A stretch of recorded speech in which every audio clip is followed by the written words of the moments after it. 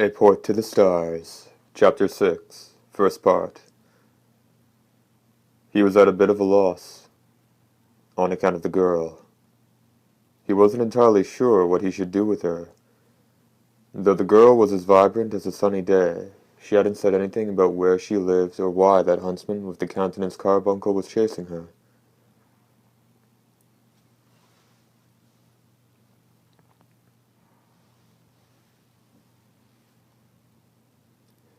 Of course, in this form Grove couldn't very well ask her, so he had no choice but to wait for her to tell him about it. When the girl had regained consciousness, she tried to go into the forest right away. Grove made a move to go with her, but she seemed troubled by that, so he decided to stay out of it. But, on further consideration, it would be dangerous for a woman to be in the woods alone. According to what the girl had said, she was going through the woods in a carriage with someone else when that huntsman attacked them, or something like that. Grove had his doubts that the story was as simple as that, because some parts of the girl's tale just didn't fit together right. He got the impression the fuzzier parts of her story were somehow connected to him and his brothers, but that didn't present a problem for him in his current state. Seeing the girl off as she thanked him repeatedly and left, he started after her a few minutes after she'd vanished into the woods, but she hadn't gone more than a stone's throw from the entrance. She was just standing there. Ultimately, he ended up going with her in search of her lover, just as she'd asked him to do. After an hour of walking around looking for the love of her life, the girl was nearly exhausted. She was breathing hard, and beads of sweat were strung close together on her brow. So weak, he thought, confident in his own healthy body. At that thought, he felt a swell of pity. He really wanted to help her find whoever she was looking for. After all, there was no telling when he'd have to go back. Getting the girl on her feet again, he was helping her continue the search when twilight came calling. The woods were dangerous at night. He tried to lead the girl out of the forest, but it didn't go very well. Now he was lost too. When the girl saw him with his shrugged shoulders, Grove was afraid she might get scared, but to his great surprise, she giggled. Whether she'd been traveling with her lover or not, she must have had guts to take a carriage ride this far off the beaten trail on the frontier.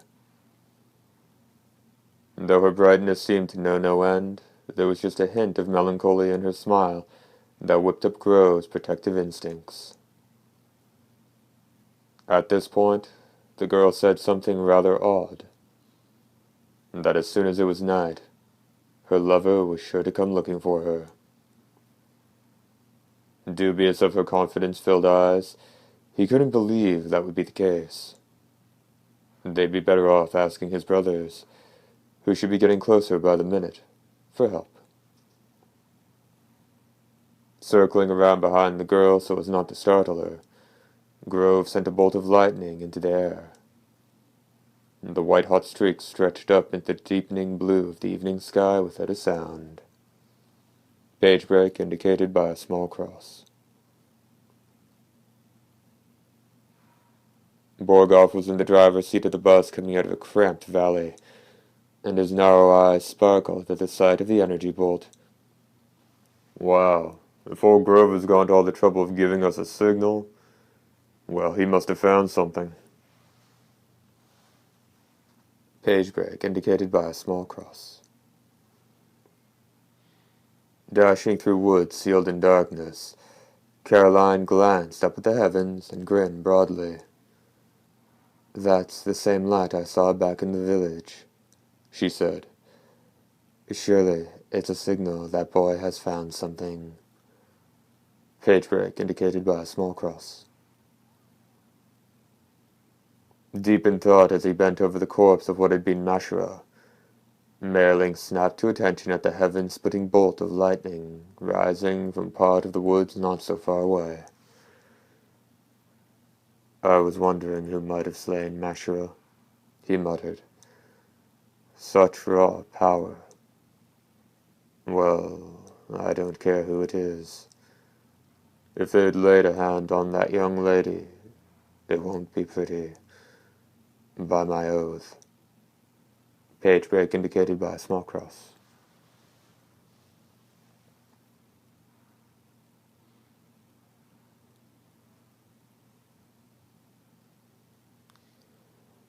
The girl felt oddly at peace. That was thanks to the youth in front of her. His innocent face and baby's soft complexion gave her an unrivaled sense of security. The young man didn't seem to fit into the forests of the frontier, but seemed like he'd be more suited for a life in the capital. The sun would be setting soon. Her love would probably be here in no time. No matter where she might be, she knew he'd find her. The girl was positive of that.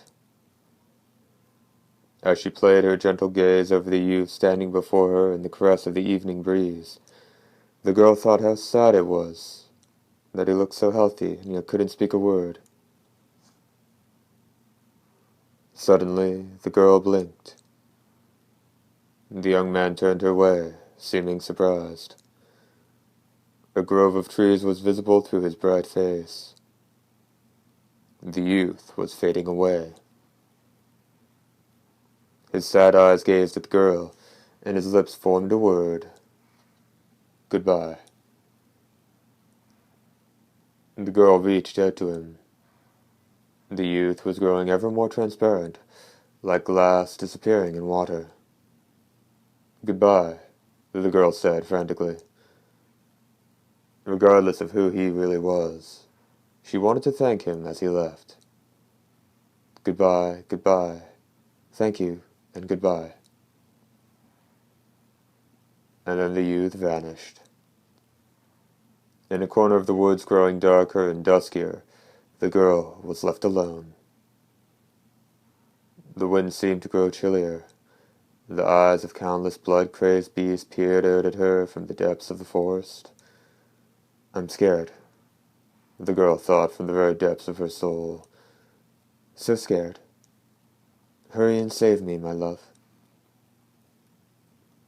And there was a rustling of the tree branches. It came from somewhere behind her and off to the right. The girl spun around. Someone was approaching.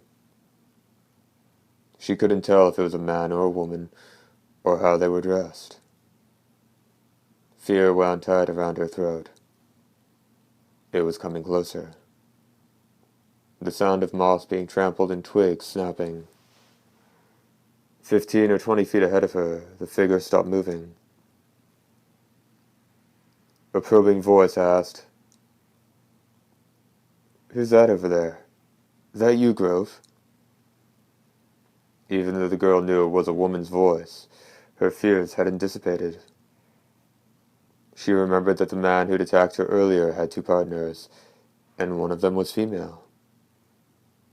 As for the name of the other man, she couldn't recall it.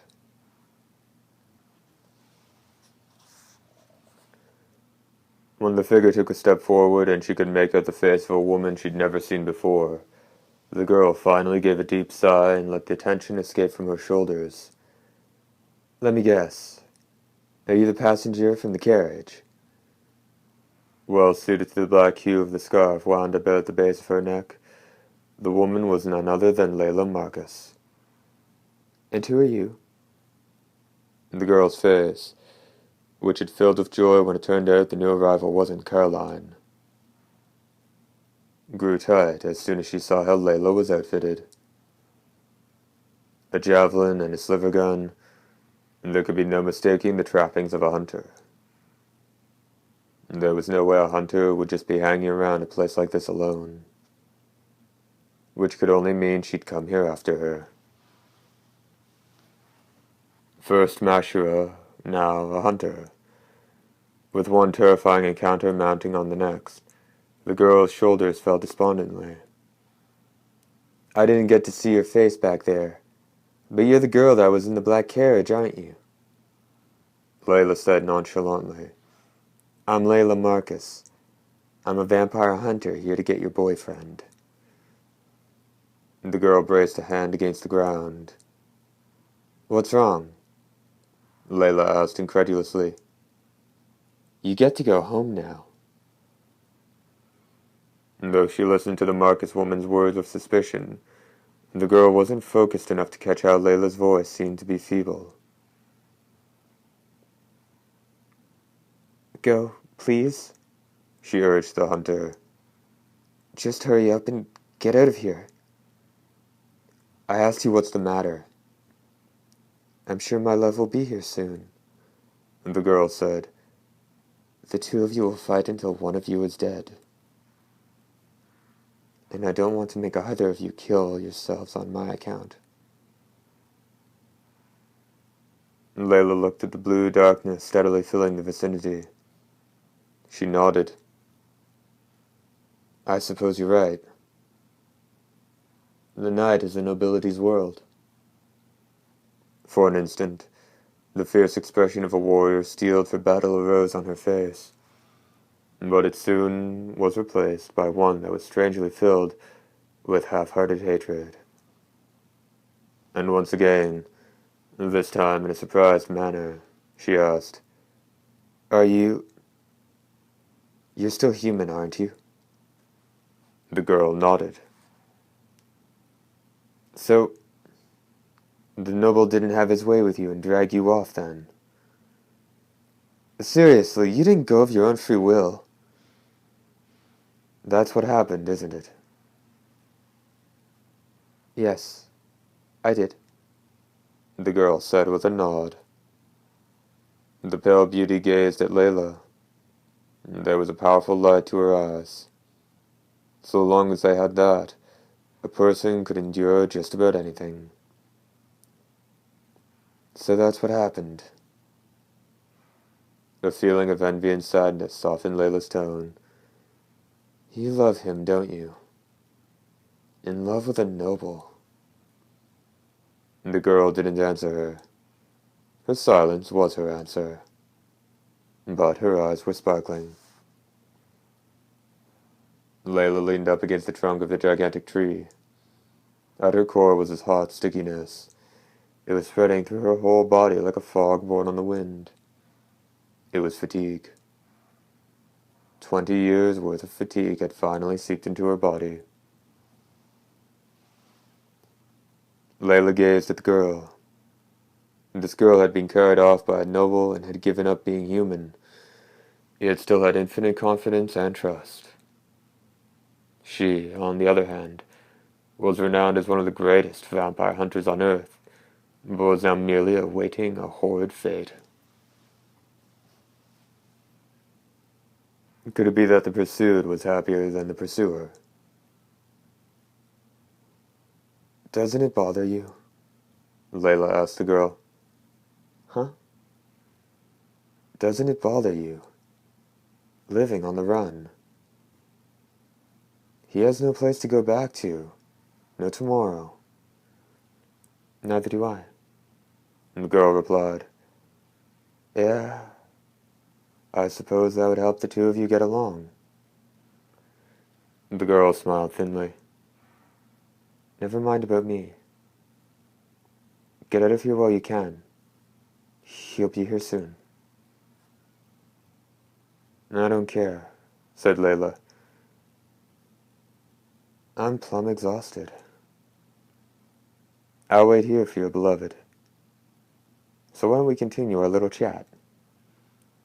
A low voice from behind them said, I don't suppose you'd let yours truly listen in as well. And the girl screamed, and Layla whipped around with ungodly speed. The face that greeted the eyes of both was that of the huntsman. First part, end.